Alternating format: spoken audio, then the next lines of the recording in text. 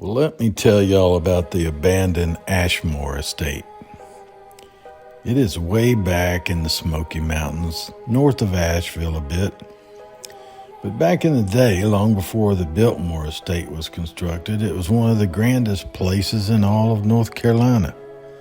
The Ashmore family spared no expense in making that place a real sight to behold.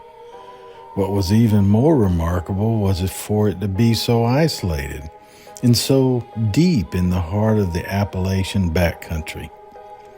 But according to multiple reports, a long while back one night something really strange happened at the newly constructed Ashmore Estate. Reportedly a dark, stormy night, the family was sitting down to supper when somebody knocked on the front door.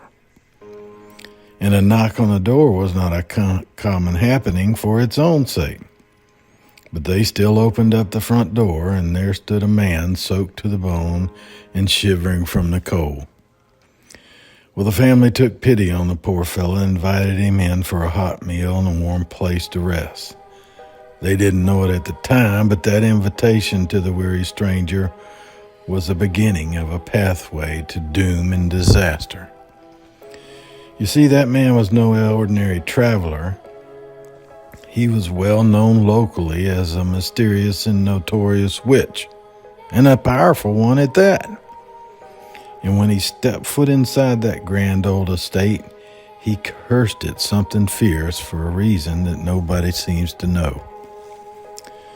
Soon the family started seeing strange happenings. Doors would slam shut on their own, shadows would move across the wall even though there was nobody around, and mirrors would crack for no apparent reason. But in a few weeks, things really came off the rails. The animals started to show up. First, it was just some stray cats and dogs, it seemed.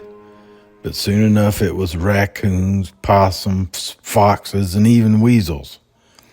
Following that deluge of unwanted varmints, the bears, wolves, and bobcats began showing up. And not in ones and twos. They seemed to appear on the estate grounds like it was a bus station on Saturday evening. The family tried everything they could to get rid of them, but it was just no use, it seemed. They even organized a massive hunting party to try and kill all the predators anybody could find on the estate. But alas, to no avail. Even a bounty for every dead predator rendered did not seem to make a difference. And soon the entire estate was overrun by vicious wild predators, large and small. The Ashmores soon realized they had no choice. They abandoned the place and moved lock, stock, and barrel to Paris, France. Local folks say that even to this day that old abandoned estate is cursed by that witch's magic. Ever since the Ashmores moved out, nobody's been able to stay there for more than a night because the animals invariably quickly begin to return en masse, and they typically bring something else with them. So there you have it, folks, the tale of the abandoned Ashmore Estate up north of Asheville in the Smoky Mountains. If you ever find yourself up that way, don't even think about trying to go there, especially at night. In fact, I'd be very, very wary of even visiting the place. Most locals won't even tell you the general area of where the Ashmore Estate is located. More than a few old-time locals deny its very existence. It seems that any visitors that go near the place always brings with it a brutal, wild animal encounter and resulting sad tidings.